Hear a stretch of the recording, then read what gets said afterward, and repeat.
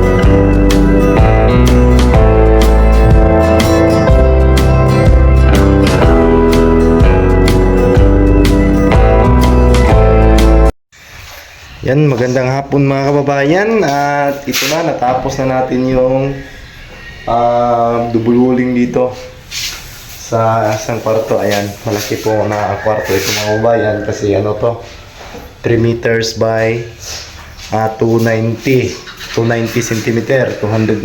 Ayan po mga kababayan. At napaka ganda na po.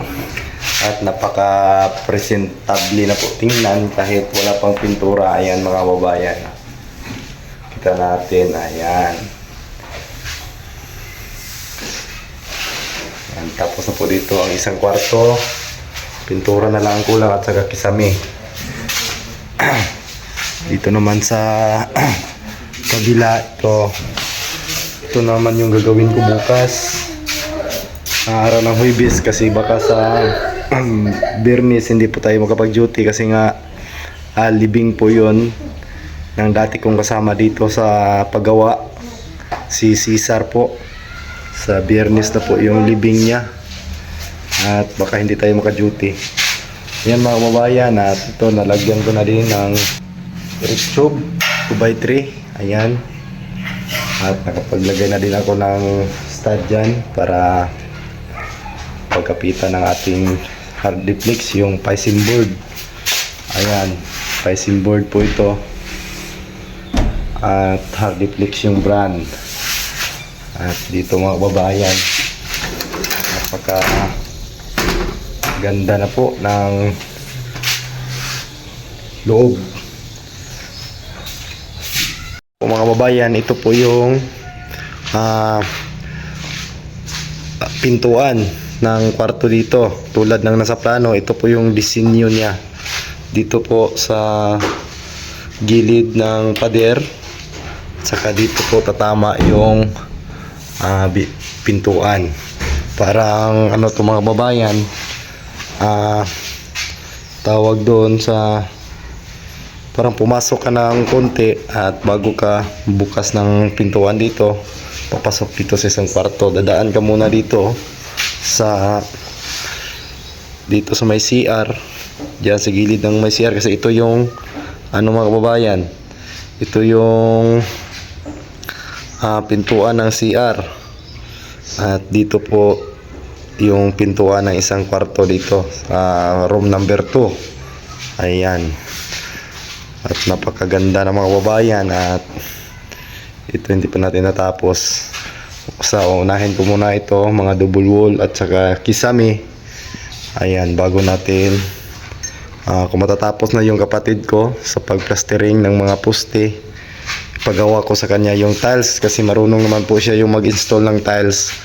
At ito na po yung natapos niya kaninang araw, ngayong araw. Ayan, ito matuwid na po yung mga poste at saka yung hindi natapos na plastiran na din.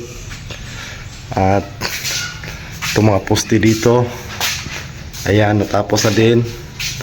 Tapos na po itong na plastiran. Ayan po, plastiran na po yung mga poste dito sa loob. Ayan, plastiran na po yan. At saka yung kisame natin dyan po. At naka cube light design tulad ng nasa picture, yung nasa plano. Yan, naka cube light design po ito mga kababayan. Ayan, at lapit na po talaga itong matapos. Ayan, dito na lang yung gagawin. Dito ang gagawin ko bukas. Lalagyan natin yan ng tawag doon ng lalagyan natin ng 2x4 hanggang dito. Lalagyan natin ng 2x4 dyan. Tsaka dito din may 2x4 dyan na yung may butas na yan. Lagyan natin yung 2x4 patungo dito. Yan mga kababayan. Yan, magandang hapon po sa inyong lahat mga kababayan. At maraming salamat sa pag-suportan nyo palagi sa aking channel. At kay Tito Efren, nila Tita PB Love, Sir Paul at sa buong team, sana po ay nasa magandang buhay kayo dyan, lalo na sa ating mga OFW, mga charity viewers na sa iba't ibang bansa, at maraming salamat sa inyo sa lagi niyong panonood. Ayan mga kababayan, at hapon na po, uuwi na po kami, at bye-bye po sa inyong lahat. Sana po ay maganda ang buhay niyo araw-araw dyan. Bye-bye!